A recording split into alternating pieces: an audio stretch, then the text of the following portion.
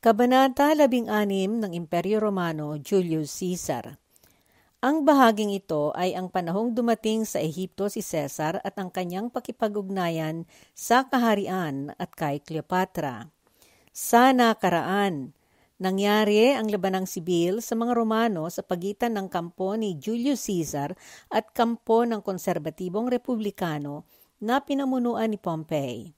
Sa udyok at pagpumilit ng mga kasapi sa lupon ng mga republikano na mga opisyal, napilitan bagamat atubili si Pompey na sumabak sa labanan kay Caesar. Nawasak ang hukbong konserbatibong republikano at ni Pompey at nagtakasan silang watak-watak. Nagtungo si Pompey sa Ehipto at humingi siya ng pansamantalang pagkanlong sa Ehipto, palibhasa dati niyang natulungan ito sa mga nakalipas na panahon. Tinanggap siya ng batang hari doon subalit hindi upang gawing panauhin, kundi para linlangin at patayin bilang pabor nila kay Caesar at nang magkaroon si Caesar ng utang na loob sa kanila. Subalit nagulat sila sa naging reaksyon ni Caesar sa pagpatay nila kay Pompey at pagregalo nila kay Caesar nang tinigpas nilang ulo nito. Noong nakarating si Caesar sa Alexandria ng Ehipto dahil sinundan niya si Pompey doon, nagalit siya noong ibinigay sa kanya ang ulo at singsing ni Pompey. Ipinadala niya ang labi ni Pompey sa asawa nitong si Cornelia, subalit inangkin niyang iningatan at pinahalagahan ang singsing ni Pompey. Habang si Caesar ay nasa Alexandria, marami sa mga dating opisyal ni Pompey na noong nawala na ang kanilang pinuno, sila ay nagpuntahan kay Caesar upang sumuko. Tinanggap ni Caesar sila ng mabuti at sa halip na bigyan niya sila ng parusa, pinuri niya sila sa kanilang katapangan at katapatan sa kanilang dating komandante.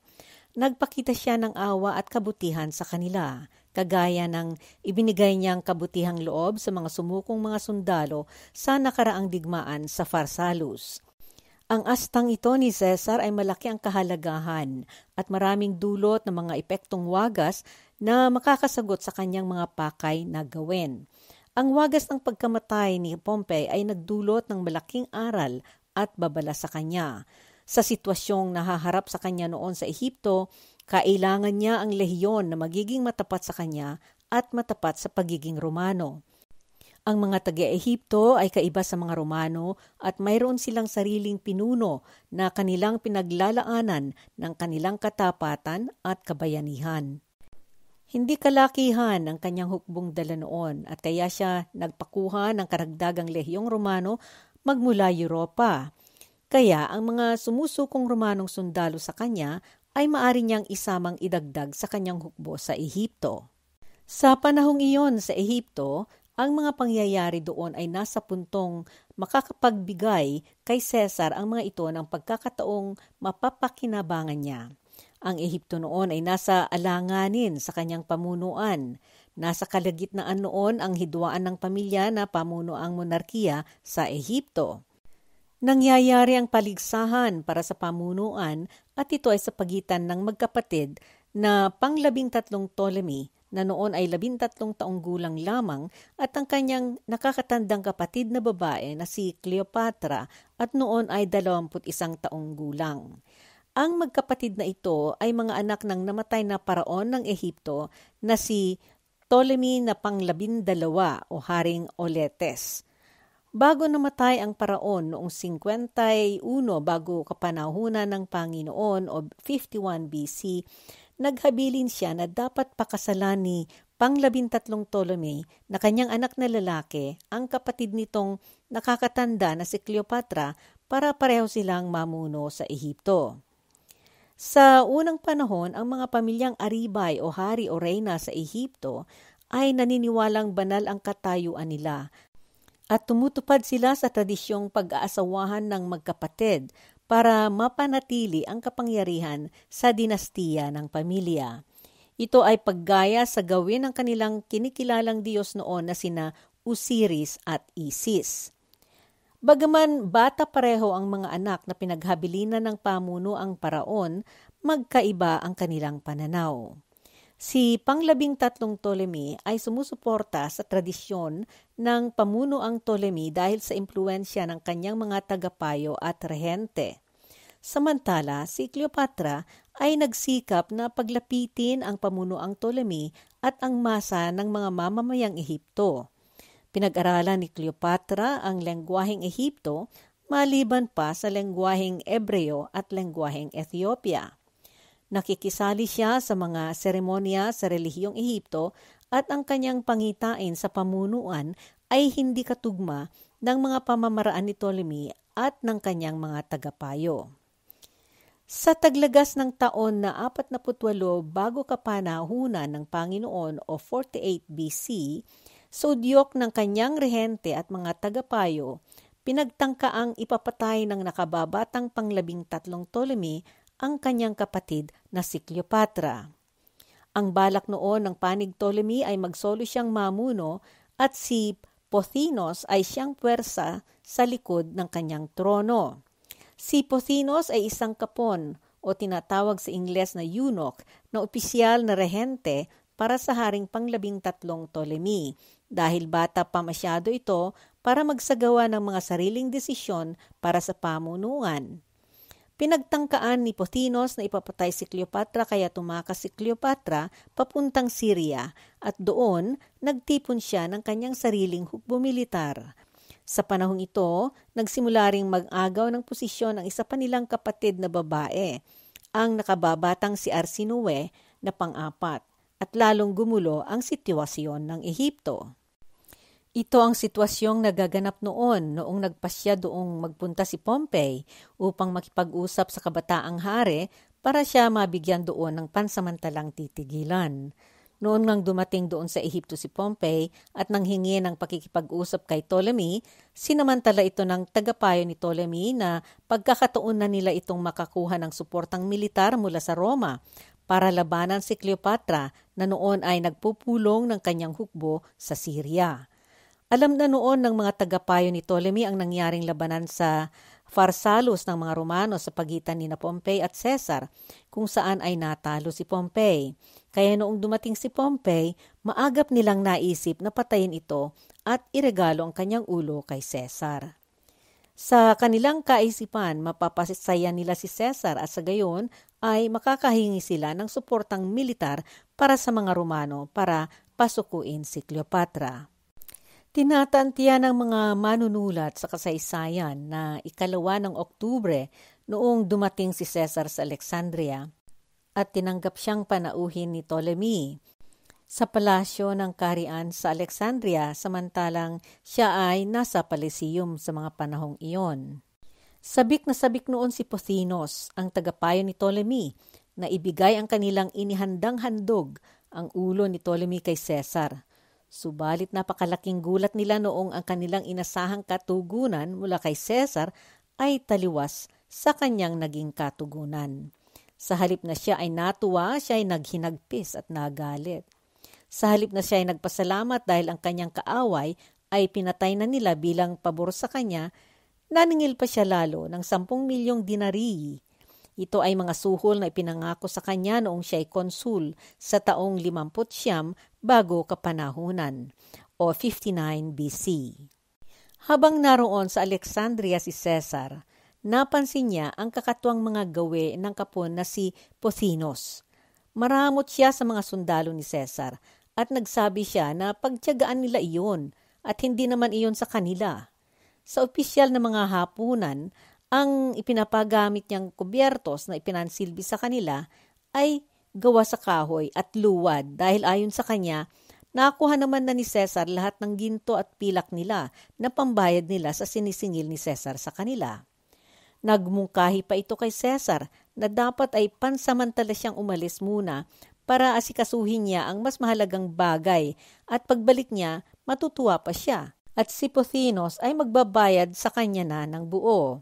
Sumagot si Caesar na ang mga taong taga-Ehipto ang pinakahuling taong pipiliin niya na kanyang maging tagapayo. Samantala, dahil sa pagpuntahan doon sa Ehipto ng mga Romanong dating mga tauhan ni Pompey para humingi ng awa kay Caesar, napalaki niya ang kanyang hukbo. Noong masiguro ni Cesar na mayroon siyang sapat ng lakas militar na panghanda sa anumang uusbong na panganib doon, nagpasya siyang manatili siya muna doon at ayusin ang pamunuan doon sa kabila ng hindi pagsang-ayon at pangamba ng mga opisyal ng Ehipto at mga mamamayan sa syudad. Alam ni Cesar na ang Ehipto sa panahong iyon ay mayamang bansa at interesado siyang makaalam ng mapaghahanapan ng yaman na pambayad sa mga utang niya at pangsuporta sa kanyang kampanyang militar laban sa mga natitirang lupon ng mga Optimates na nagpuntahan sa Afrika at doon ay nagsisimulang mambuo ng lupon laban sa kanya. Nagulat na lamang ang mga taga-Ehipto noong pinaokupahan ni Cesar ang Alexandria sa kanyang mga mandirigma. Nagpasya si Cesar na mamagitan siya sa hidwaan ng pang-13 Ptolemy at ni Cleopatra sa pamunuan ng Ehipto bago siya bumalik sa Roma. Magmula sa kanyang tirahan sa may palasyo sa Alexandria, idineklara ni Cesar ang kanyang sarili na taga-garantiya sa pagkakasaganap ng mga huling habilin ni Haring Auletes. Pinatawag ni Cesar si Ptolemy at si Cleopatra upang mag-usap-usap sila tungkol sa hinaharap ng Ehipto. Bagaman pilit sa kalooban, pinadala ng mga tagapayo ng palasyo ang binatilyong hari, si pang-13 Ptolemy. Matigas ang kalooban ng panig ni Ptolemy na tumungo sila sa Alexandria na ang pakay ay paalisin doon ang hukbo ni Cesar. Ayon sa ibang mga mananaliksik, nagpadala muna si Cleopatra ng tauhan niyang makipag-usap kay Cesar. Subalit pagkatapos noon, naisip niya na mas mabuti kung siya ang pupunta mismo. Nangako naman si Cesar na pauunlakan siya ng lihim na pakikipanayam. Subalit pinaharangan ni Ptolemy si Cleopatra na makapasok sa Alexandria, kaya siya ay nanatili sa labas ng syudad. Alinsunod sa kautusan ni Ptolemy, pinagbawalan siyang pumasok ng mga galit na mga sundalo at malupit na mga mamamatay taong nagsusuporta kay pang-13 Ptolemy. Kaya nagplano si Cleopatra kung papaano siya makapasok doon. Buo ang kanyang kaisipan na kailangang hingin niya ang suporta at tulong ni Cesar. Kailangan niya itong puntahan ng personal. Sinuhulan niya ang isang gwardiya na alisin ang kadena sa pantalan ng Pharos at pumuslit siya sa takip silim na kasama ang matapat na alalay niyang si Apollodorus na Siciliano. Nagpunta sila ni Apollodorus na Siciliano sa daungan sa palasyo ng lihim. Ginamit nila ang isang maliit na bangka na madaling maikubli sa pagitan ng mga barkong pangmerkado. Sa daungan, noong dumilim, umunat siyang nahiga sa banig at ibinalot niya ang banig sa kanyang sarili. Tinalian naman ni Apollodorus ang kinababalutan niyang rolyo para hindi magbuka ito at pagkatapos ay isinaklay siya ni Apollodorus na Siciliano sa kanyang balikat at dinala siya sa palasyo. Sa sinumang nakakakita kay Apollodorus noon na may saklay na rolyo ng banig, walang makapagsuspetsa na may taong nasa loob nito. Walang sundalong nagka-interes na magtanong, maging ang mga nasa palasyo. Malamang na ang dahilan kung bakit hindi nila sinita si Apollodorus ay dahil hindi siya kilalang alalay ni Cleopatra. Dinala ni Apollodorus ang kanyang saklay mismo sa harap ni Julius Caesar na nagulat noong pagbuklat niya ng narolyong banig ay naroon si Cleopatra. Maipaalala na sa panahong ito, si Caesar ay 52 taong gulang na. Nabighani si Caesar. Naintriga siya sa kakaibang paraang isinagawa ni Cleopatra para makarating ito sa kanya. Lubusang nabighani si Cesar talaga sa dalagang nasa harap niya na nasa tugatog ng kanyang karikitan at sa panahong iyon ay hangang-hanga at nalulula sa kanyang kapangyarihan. Kaagad silang nagkaroon ng ugnayan. Inayos ni Cesar na makapagkasundo si Cleopatra sa kanyang kapatid at sumang-ayon siya sa habilin ng namatay na ama ng magkapatid na dapat magkasama silang mamuno sa Ehipto. Pagkatapos ng pakikipagpulong ng magkapatid kay Cesar, inihayag ni Cesar na pararangalan niya ang mga kagustuhan ng namatay na hari na si Haring pang-12 Ptolemy Auletes at kikilalan linyang pareho ang magkapatid na pang-13 Ptolemy at si Cleopatra sa pamunuan ng Ehipto. Sa parehong deklarasyon, ibinalik niya ang Cyprus na kinuha ng Roma sa taong 58 bago kapanahunan ng Panginoon o 58 BC para ito ay mapapunta muli sa Ehipto. Ibinigay niya ito kay Arsinoe at sa kanilang nakababatang kapatid na si pang-14 na Ptolemy. Ang damdam ni pang-13 Ptolemy ay naisahan siya sa nangyaring pagpulong at siya'y nagngalit. Itinapon niya ang kanyang korona at ipinaghayag niya na siya ay nilinlang. Nagsimulang umalsa ang mga mamamayan sa Alexandria para ipagtanggol at ipaglaban ang interes ng kanilang haring kabataan. Dahil dito, ibinasa ni Cesar ang malakas at sa publiko ang nilalaman ng dokumentong habilin ng namatay na hari at pansamantalang humupa ang pag-alburuto ng mga tao. Napatibay ang kaisipang dapat talagang magsamang mamuno ang magkapatid at ang pamuno ang Roma ang magsilbing gabay sa kanila. Sa kabilang dako, ang rehente o tagapag-alaga kay Ptolemy na si Pothinos na isang kapon ay nakapagpadala na ng kautusan kay General Achillas na tipunin ang kanyang army ng 20,000 mandirigma at papuntahin ito sa Alexandria. Lingid sa kaalaman ni Cesar, kalakip sa mensahe ni Pothinos kay Achillas ay ang lihim na kautusang lusubin ang Alexandria. Habang palapit ang dumarating na army ng Ehipto sa siyudad ng Alexandria, sinabihan ni Cesar si Ptolemy na magpadala ito ng sugo doon sa army para alamin kung ano ang balak ni Achillas. Mga tauhan ni Cesar ang kanyang pinadalang sugo kay General Achillas na pinuno ng army ni Ptolemy. Nagsabi ang mga ito na sila ay ipinadala bilang kinatawan ni Haring Ptolemy na nagbibilin sa hukbong Ehipto na panatiliin ang pagiging mapayapa. Alam ni Achillas na si Cesar ang totoong nagpadala sa mga sugo at siya'y nagngit-ngit. Saganang kanya ang pagpadala ni Cesar ng sugo na makipag-usap sa kanya tungkol sa kapayapaan sa halip na siya ang dapat makiharap sa kanya ay kaduwagan. Pinulong at kinausap ni Achillas ang kanyang mga opisyal at tauhang sundalo at hinimok niya silang dapat nilang suportahan si Ptolemy laban kay Cleopatra na tumambal na kay Cesar. Isa sa 2 mensaherong ipinadala ni Cesar ay pinatay nila at ang isa ay nakatakas at nakaligtas bagaman kamuntik-muntikan siyang napaslang.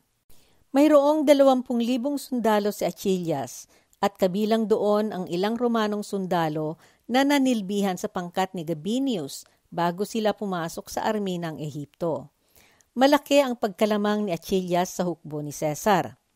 Pinapunta ni Achillas ang mas malaking bahagi ng kanyang army sa daungan para sakupin ito kasama ang 72 mga barkong pandigmaan na naroon. Napagtanto ni Cesar na hindi niya makayanang depensahan ang buong daungan na kakaunti ang kanyang pwersa, kaya nagsunog siya ng mga bapor sa pantalan. Lumaki ang apoy hanggang sa nakarating ito sa libraryang malaki at nasunog ito. Naipagtanggol niya ang paglusob sa kanyang tirahan at nagpadala siya ng pwersa niya para okupahan ang isla ng Pharos na kinaroroonan ng Parola. Kapag makuha niya ito, mangangahulugan ito na mahawakan niya ang pagpunta sa pantalan bagaman hindi nangyari ito.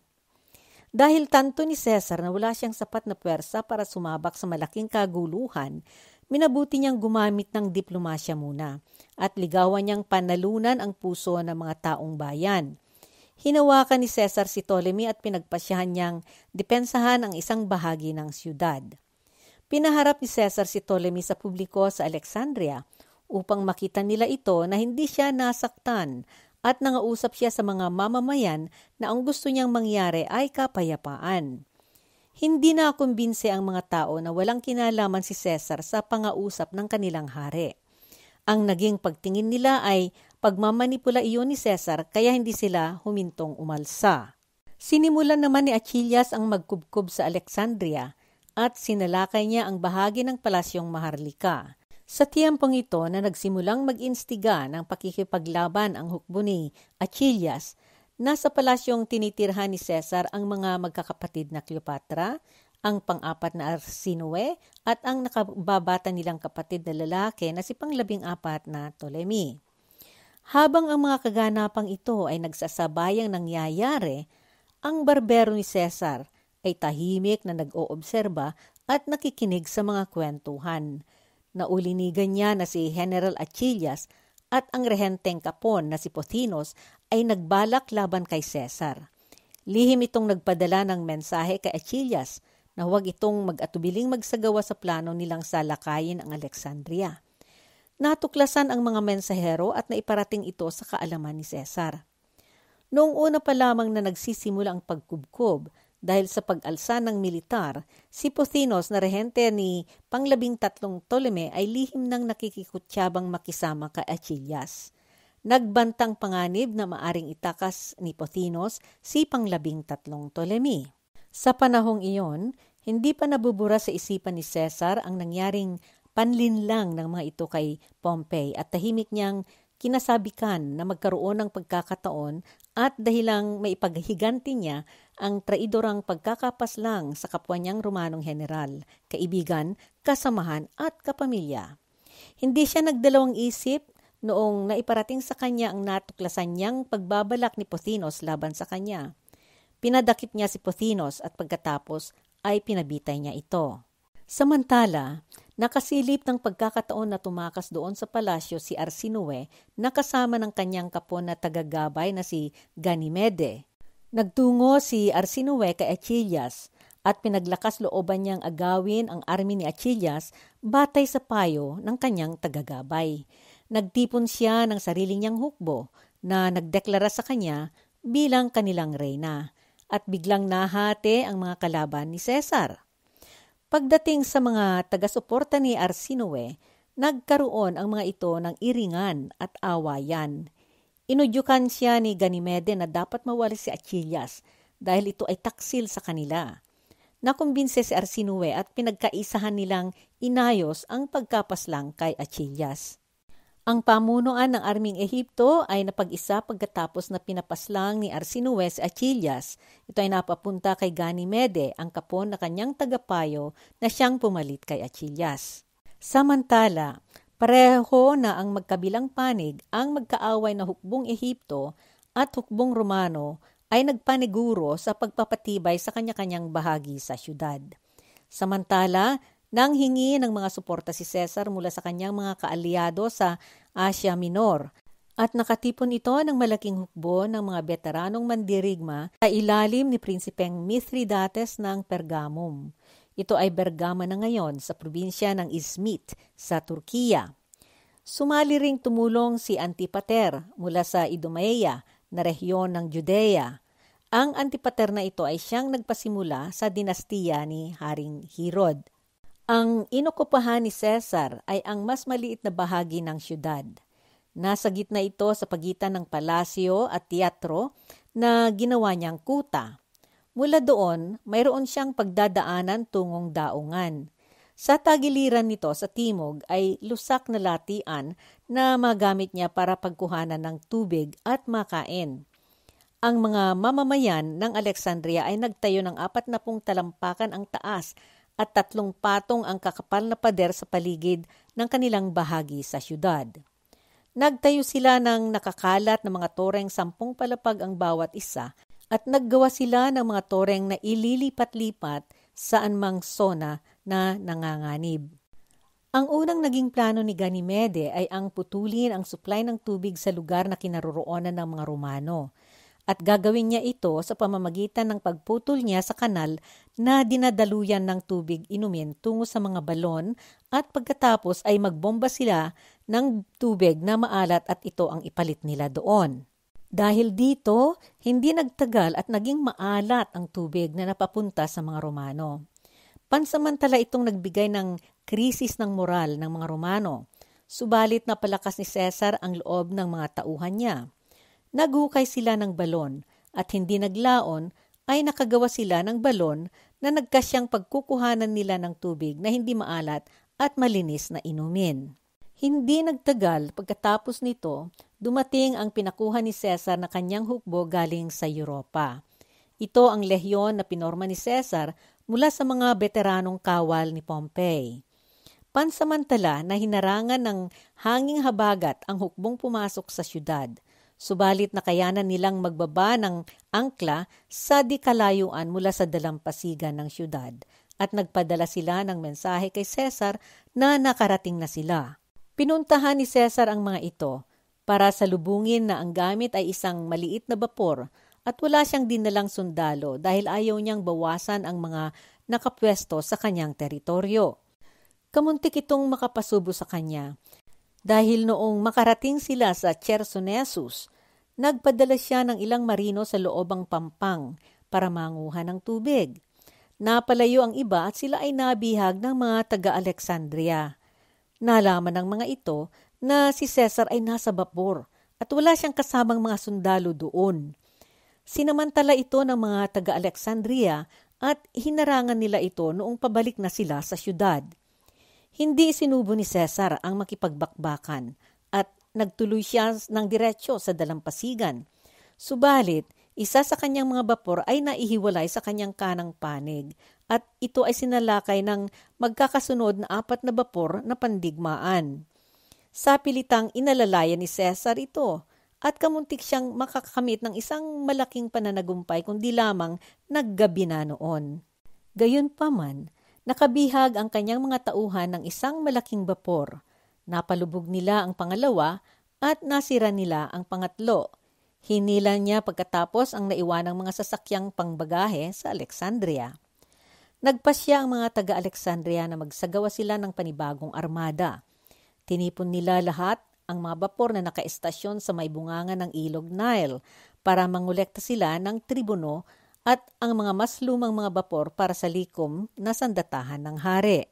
Nakatipon sila ng mga bapor at 22 dito ang 4 na pares ang kanyang mananagwan. 5 bapor ang 5 pares ang kanyang mananagwan at maraming mas maliliit na bapor. Pagkatapos, naghanda sila ng panibagong digmaan sa karagatan. Samantala, si Cesar ay mayroong 34 na mga bapor pandigmaan kontra sa 27 bapor ng mga taga-Alexandria.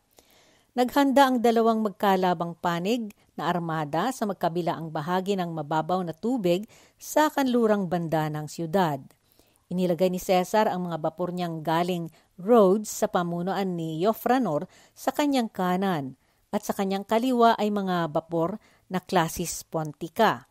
Naglagay siya ng siwang sa pagitan ng mga ito at inilagay niya ang natira niyang mga bapor sa likod.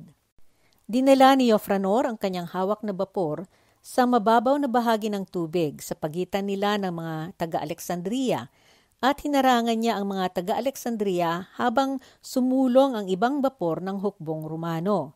Hindi nakalapit ang mga bapor ng mga taga-Alexandria at ang iba nilang mga kasama ay lumapit sa kanila. Naging magulo ang labanan at nagtapos na maliit na pananagumpay ito ng mga Romano. Nakabihag sila ng 2 bapor, nakapalubog sila ng 3 bago nakapagkubli ang armadang Alexandria sa likod ng pamasag-alon na patungo sa Parola. Sumunod na plano ni Cesar ang sakupin ang isla ng Faros para makuha niya ang pantalan. Namili siya ng 10 pangkat na suportado ng impanteryang magaan at ang pinakamahuhusay sa kabalyeryang galing Gaul. Pinamunuan niya ang mga ito patawid sa isla na gamit ang maliliit na mga bapor habang nagsagawa ang kanyang armada ng panglinlang ng pokus sa pamamagitan ng kanilang pagsugod sa ibang bahagi ng isla. Noong una, napigilan ang mga Romano sa pampang ng mga tagapagtanggol sa isla, subalit hindi nagtagal ay napuwersa ang mga ito na umurong sa bayan ng Islang Faros.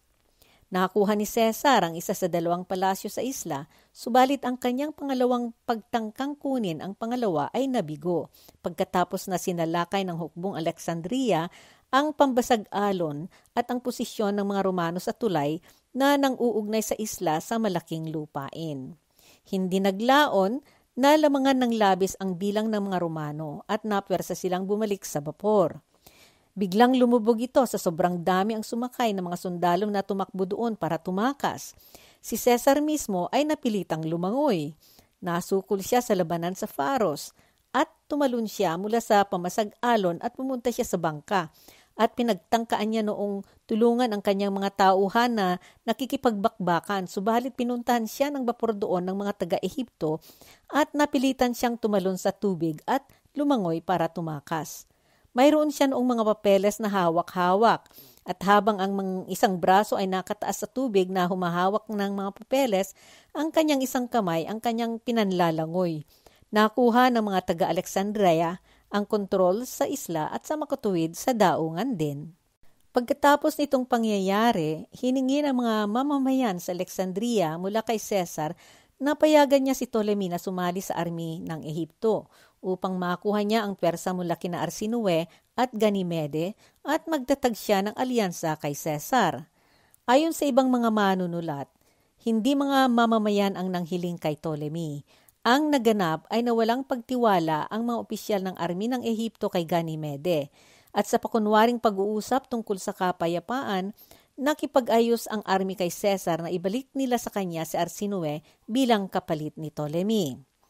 Pinagbigyan ni Cesar ang hiling ng militar ng Ehipto na ito at kagaya ng inasahan ni Cesar, ipinalaban ni Ptolemy ang kanyang pwersa kay Cesar. Si Arsinoe, dahil siya ay lumaban, ay tinaguri ang bihag ng mga Romano at ipinadala siya sa Roma. Subalit nagsimula ng mawalan ng pag-asa ang mga mamamayan ng Alexandria na mapapaalis nila ang mga dayuhang Romano sa kanilang syudad. Ang kanilang batang hari na sa panahong iyon ay mga 15 taong gulang pa lamang at murang-mura sa karanasan ay hindi nakakapalakas loob.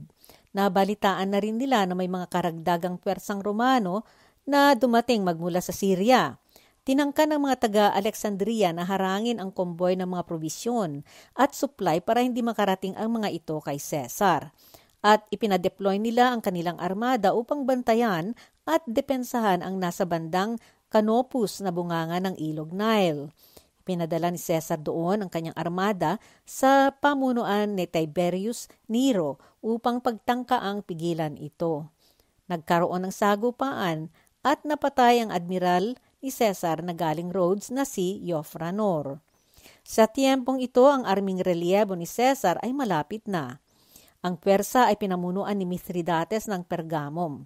Ito ay Bergama na ngayon sa probinsya ng Izmit sa Turkiya. Si Mithridates ay matapat na kaalyansa ni Cesar at ang kanyang hukbo ay binubuo ng mga sundalong taga-Syria at Cilicia. Sumali ring tumulong si Antipater mula sa Idumea na rehiyon ng Judea. Si Antipater ay siya ang ama ng dakilang Herodes at nagpasyang makipanig kay Cesar pagkatapos ng digmaan sa Pharsalus. Kaya noong nanghiling ng suportang militar si Cesar sa kanyang hukbo sa Ehipto, nagboluntaryo ito. Noong nasa Pelusium pa ang army ng Ehipto sa ilalim ng buhay pa noon na si Achillas, pinagtangkaan na noon ng army ng Ehipto na harangan ang hukbo ni Mithridates. Subalit hindi nila ito napanagumpayan. Nasakop noon ni Mithridates ng isang araw lamang ang kuta doon ng hukbong Ehipto at pagkatapos ay tumuloy na silang naglakbay patawid ng Ehipto.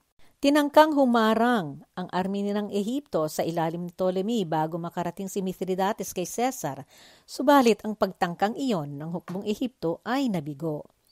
Umalis si Ptolemy sa Alexandria upang pamunuan ang sumunod na pagsugod ng kanyang army na siya na mismo ang humarap habang si Cesar ay humangos na lumarga para suportahan ang hukbong Mithridates na sasagupa sa hukbo ni Ptolemy. Naglabanan ang pwersa ni Cesar at ang pwersang Ehipto sa sanga ng Ilog Nile. Ang kabalyeryang Alemanni ni Cesar ay iniulat ni Aulus Hirtius na naging katangi-tangi ang kanilang ipinakitang kahusayan laban sa impanteryang Ehipto habang ang Romanong impanteryang may mga dalang kargamento ay tumatawid sa ilog tungo sa pansamantalang ginawang tulay. Ang nangyaring ito ang nakapuksa sa army ni Ptolemy ayon sa salaysay ni Aulus Hirtius, isang manunulat sa tiyempong iyon at magiging konsul Romano sa taong 43 bago kapanahunan ng Panginoon o 43 BC. Kasunod nito, pinuntahan ni Cesar ang kampo ni Ptolemy at kinubkob niya na ito. Nagpagawa siya ng harang sa paikot ng kampo. Bagaman hindi ito nasakop kaagad ng pwersa ni Cesar, napwersa si Ptolemy at kanyang hukbo na umalis doon at sumakay sa bapor. Subalit sa sumubrang bigat dahil dagsang nagsakayan ang mga sundalo ni Ptolemy sa bapor, tumaob ito at kadamihan sa mga sumakay doon ay nalunod. Kasamang nalunod si Ptolemy. Sa pagkamatay ni Ptolemy, wala nang naging balakid pa kay Cleopatra. Inilagay siya ni Caesar bilang pamunuan ng Ehipto na kasama ang kanyang nakababatang kapatid na lalaki na si pang-14 na Ptolemy Philopator. Pansamantalang tumigil si Caesar sa Ehipto ng ilang buwan at nawili siya sa ugnayan nila ni Cleopatra. Sa ika-23 ng Hunyo, taon 47 bago kapanahunan ng Panginoon o 47 BC, ipinanganak ni Cleopatra si Ptolemy Caesar o Caesarion na anak nila ni Caesar. Sa mga panahong dumaan habang si Caesar ay nasa Ehipto sa piling ni Cleopatra, maraming mga pangyayari na umusbong na sa kalaunan ay nangailangan ng pagpasya at aksyon ni Caesar. Halimbawa, naging abala ang mga naiwang kasapi ng mga Romanong optimatis at republikanong konserbatibo na nagtatagpo-tagpo sa Aprika na nambuo ng panibagong hukbo. Ang pagkamatay ni Pompey ay hindi nangahulugang nagtapos na ang oposisyon kay Caesar. Ang mga kaalyado ni Pompey na mga optimatis na sina Metellus Scipio, si nakakababatang Cato at ang anak ni Pompey na si Gnaeus Pompeius ay nagpatuloy na nangampanya para sa libertas ng Republika Romano at naghanda sila para sa kanilang pag-alsa laban kay Caesar. Si Metellus Scipio na noon ay biyenan ni Pompey ay lumabang kumander ng sentro sa pormasyon ng hukbo ni Pompey sa nakaraang digmaan sa Pharsalus. Sa pagkalupig ng nagsamang hukbong Republika at hukbong Pompey sa digmaang ito laban kay Caesar, tumakas si Miletus tungong Aprika at doon nakipagtagpo siya sa ibang mga kaalyado ni Pompey. Sa ibang dako, si Mark Antony naman na namumuno ng Italya ay nagawa niyang galitin ang mga mamamayan doon dahil sa kanyang pagpapabaya sa naganap na isang pag-alsa ng mga sundalo dahil sa utang. Nauwi ito sa kaguluhan na nadala sa mga daan. Nakialam din siya sa mga pagdidesisyon ng Senado doon at ang naging tingin ng mga tao sa kanya ay linalagpasan niya na ang kanyang otoridad doon. Hindi nakatulong ang kanyang reputasyon sa mga maluluhong mga pagdiriwang, pag-inom at paggastos ng pera ng gobyerno nang walang pakundangan.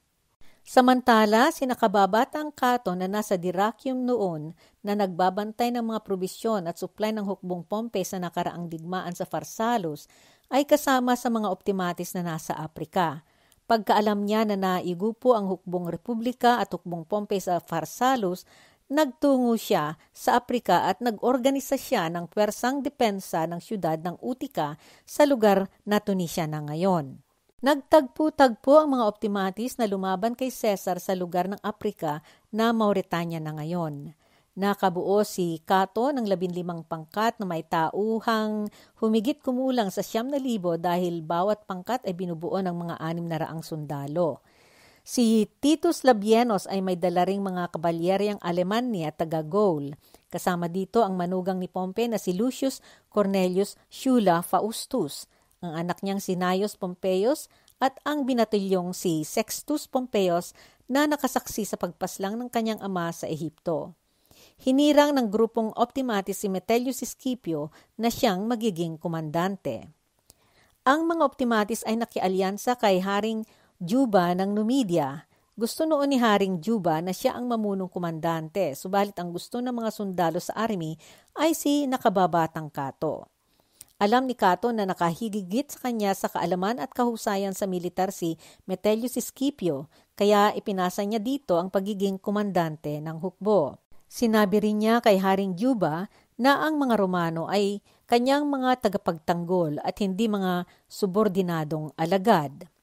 Bagaman ang mga optimatis sa Aprika ay siyang nangungunang ginusto ni Caesar na harapin, nailihis siyang mag-asikaso sa sitwasyong higit na kailangang maisaayos kaagad sa Zela o modernong Zile sa tokat ng Hilagang Turkiya. Ito ay dahil si Haring Pangalawang Pharnaces na anak ni pang-4 na Mithridates ng Pontus sa kaharian ng Bosporus ay nagpasabog ng digmaan. Pinabagsak niya ang iniwan ni Caesar doon na si Gnaeus Domitius Calvinus para mamahala. Sinakop ni Pangalawang Farnaces ang siyudad ng Amisos sa Pontus, dinarambong niya ito at pinagpapatay niya ang mga lalaking nasa edad ng pagiging kawal. Nakaabanse na siya noon sa Bithynia at sa Asya. Pagkarinig ni Cesar sa nangyari sa Pontus, umalis siya sa Alexandria sa buwan ng Abril at nag-iwan siya sa Alexandria ng 3 lehyon para tumulong sa pamunuan ng Ehipto at kay Cleopatra kung kinakailangan. Naglakbay si Cesar sa Syria, Cilicia at Cappadocia tungo sa Pontus na kaharian ni Pangalawang Farnaces. Samantala, tungkol kay Arsinoe na kapatid ni Cleopatra, sa darating na taon ng 46 bago kapanahunan ng Panginoon o 46 BC, ayon sa tradisyong militar ng mga Romano, siya ay napersang maiparada sa likod ng nasusunog na estatwa ng Parola sa Alexandria. Kasama niyang maiparada noon ang 5 taon na batang si Pangalawang Juba na prinsipe ng Numidia. Naiparada ito noon dahil tinalo ni Cesar ang kanyang ama sa labanan sa Aprika. Sa kabila ng kostumbre sa ganyang parada militar ng pananagumpay ng mga mandirigmang Romano na pagkatapos maiparada ang mga bihag, sila ay binibitay pagkatapos ng mga pagdiriwang. Napilitang pinatawad ni Cesar sa Arsinoe at binigyan siya ng santuaryo sa templo ni Artemis sa Ephesus. Doon nanatili si Arsinoe hanggang sa taong 41 bago kapanahunan ng Panginoon o 41 BC. Sa taong ito, iniutos ni Mark Antony na si Arsinoe ay mabitay sa hagdan ng templo. Si Mark Antony ay sumunod lamang noon sa kagustuhan at bilin ni Cleopatra na kapatid ni Arsinoe dahil sa hanggang sa panahong iyon, itinuturing pa rin ni Cleopatra si Arsinoe na panganib sa kanyang pamunuan bilang reyna ng Ehipto. Ang kanyang pagkamatay ay naging iskandalo sa Roma dahil ito ay matinding paglabag sa santuaryong templo. Sa kabilang dako, ang kasama niyang bata noon na naiparada sa taong 46 bago kapanahunan ng Panginoon na si Pangalawang Juba ay mabubuhay na palaki at ampon ni Julius Caesar at ng kanyang apo sa pamangkin na si Octavian. Siya ay magkakaroon ng sariling pamunuan. Dito nagtatapos ang kabanatang ito, subaybayan ang susunod na kaganapang susuungin ni Cesar, ang labanan sa Zela sa susunod na kabanata.